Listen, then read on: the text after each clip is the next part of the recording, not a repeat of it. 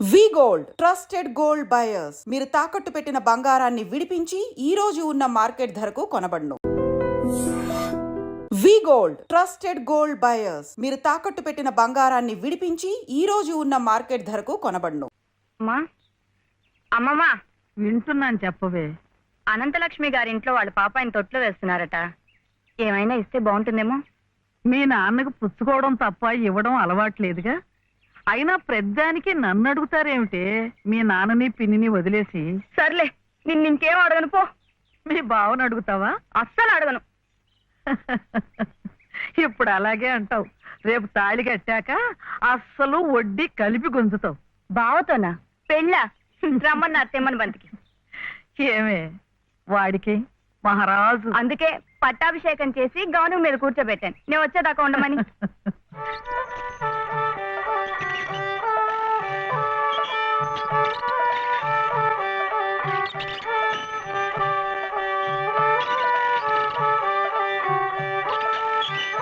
నా దగ్గర మాత్రం వ్యర్థ పెట్టలేకు చెప్పండి. డబ్బు పంపిస్తేనే డబ్బా పంపించేది.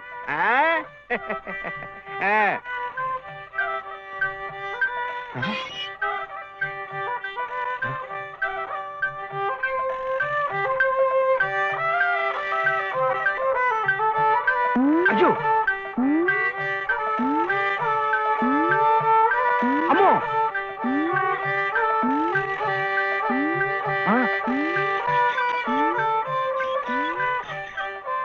ఎరా ఇప్పుడు దాకా పడుకుని ఎవరు మెత్తగా చిట్టా? మరెవరు? ఎద్దు ఎద్దా? ఎద్దు ఇప్పుడు దాకా నిద్రపోయింది, ఇప్పుడే లేచి తిరుగుతోంది పాపం. ఇట్ట అరుస్తే మళ్ళీ పడుకుంటుంది, ఇంకా నూనె ఉండదు, గీనె ఉండదు. ఇంకా ఉషేమిట్రా? నీ కాళ్ళు చేతులు విరిచి గానుగలు వేసి చెప్ప. ఆగో ఆగో ఆగో.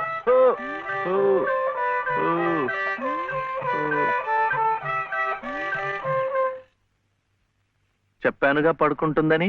ఇప్పుడు కాడి మెడ మీద వేసుకుని నువ్వే తిరుగు.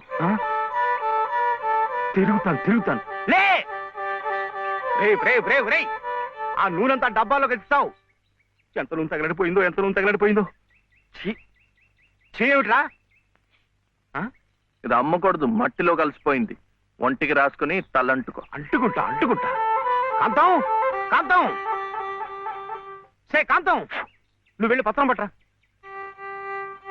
రౌతు కొద్ది గుర్రమని ఊరికే అన్నారటోయ్. బుర్రలేని వెధవ కూర్చున్నాడని తెలిసి అది వెనక్కి తిరిగి తెచ్చింది. ఇది అలవాటై రేపు నేను కూర్చున్నా వెనక్కి తిరిగి తెచ్చి నన్ను వెధవం చేస్తుంది. ఏమిటైది? నేను తెమ్మన్నానా? నా నెత్తిరేసి కొట్టు. పత్రం కాదు, పత్రం, స్టాంప్ పేపరు పట్ట. మళ్ళీ సంతకం పెట్టాలా మావయ్య? అవును. నేను పెట్టను.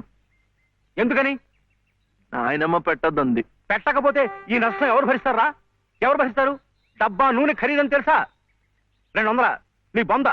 ఇది మీ నాన్న మీద జిడ్డావదం కాదు, ప్రశస్తమైన నువ్వుల నూనె. డబ్బా నూనె ఖరీదు సహస్రం. 1000 రూపాయలు. 3 డబ్బాలకి 3000. ఇవో తీసుకో, పెట్టు.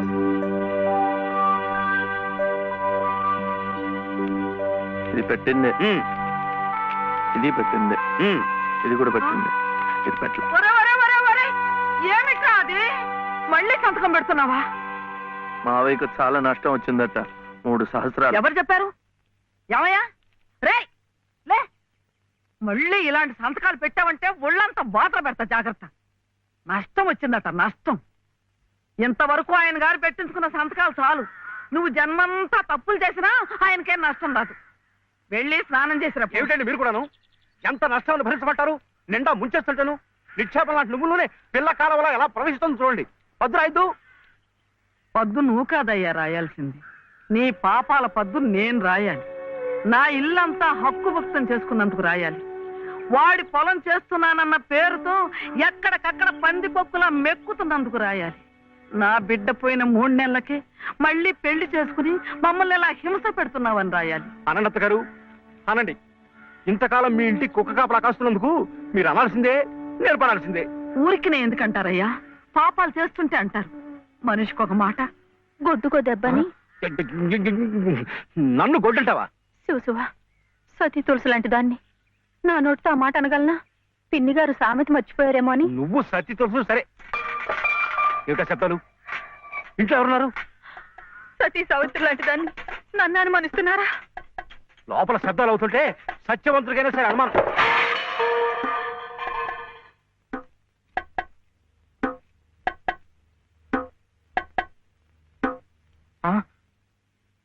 చూడు నాన్న, నీకు దిష్టి తగులుతుందని చాటుగా పలహారం పెడితే సీతమ్మ లాంటి దాన్ని నన్నే అనుమానిస్తున్నారు. రామచంద్రుడి కనుక అనుమానించానే, ఏం తప్ప? నువ్వు రామచంద్రుడు కాదయ్యా, రావణాచంద్రుడు. ఆ విషయం తెలియకే బంగారం లాంటి నా కూతురు గొంతు కోసేసినాను. అవకాశం దొరికింది కదా అని నా ఇంట్లో తిష్ట వేసి మేసేస్తూ మీరే నా గొంతు కోశారు. సిగ్గు లేకపోతే సరి. సిక్కులేదని అమ్మ అన్నాడు. అవును నాన్న, నేను ఇప్పుడే గోదాట్లో దూకుసేస్తా. నీతో పాటే నేను చచ్చిపోతానన్నా. రా తల్లి. అగో, ఇదే ఈతల పోటీలు అనుకున్నారంటే ఒకళ్ళ వెనకాల ఒకళ్ళు దూకడానికి చావడానికిను. మీరెవరు చావక్కర్లేదు, మీరు ఇక్కడే బతికి చావండి, నన్ను చంపండి.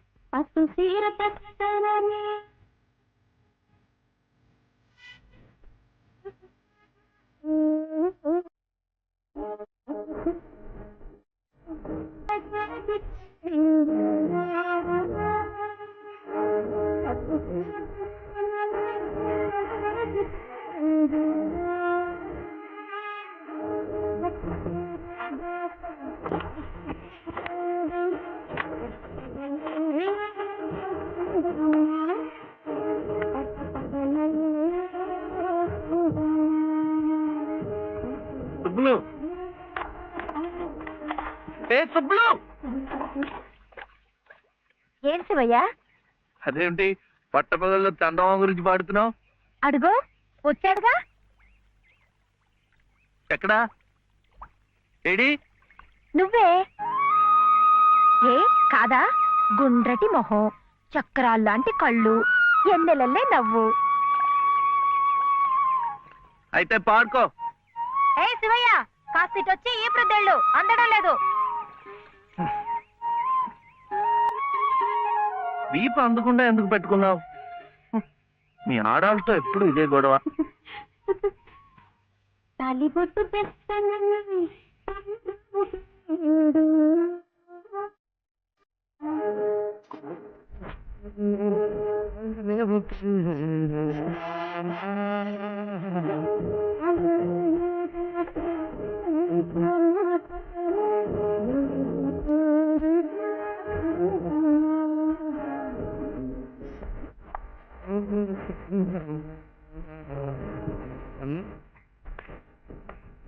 ఏమైంది? అవును, వెంకటస్వామి తాళ్ళిబొట్టు తీసుకురాగానే నీకు పెళ్లి అయిపోతుంది అన్నమాట. ఎట్టా అవుద్దయ్యా, నాకంటే పెద్దాడివి, నీకే కంది. నన్ను చేసుకోనందిగా, ఇంకెట్ట అవుతుంది? ఎవరంది? మా మావయ్య కూతురు చిట్టి. బంగారు కొండవి, నిన్న అంది. ఎందుకంది? మా నాయనమేమో శివయ్యని నీ మొగుడు చిట్టి అంది. చిట్టేమో నేను నీ పెళ్ళానా బావా అని నన్ను అడిగింది. నాకేం తెలుసు, నానమ్మ అడుగు అన్నాను. అన్నిటికీ నానమ్మ అనేవాడికి పెళ్ళందుకు పెళ్ళందుకు అని చెప్పి నా తల మీద మొట్టకాయ వేసి వెళ్ళి ఓసి పిచ్చి మొద్దా, మంచి పని చేసిందిలే. ఇదిగో ఓ మంచి లగ్గం చూసాయి, మన ఇద్దరం మనవాడేద్దాం. ఏంటి శివయ్య, వింటున్నావా? లేదు, బొందు కంటుకుంటున్నావు.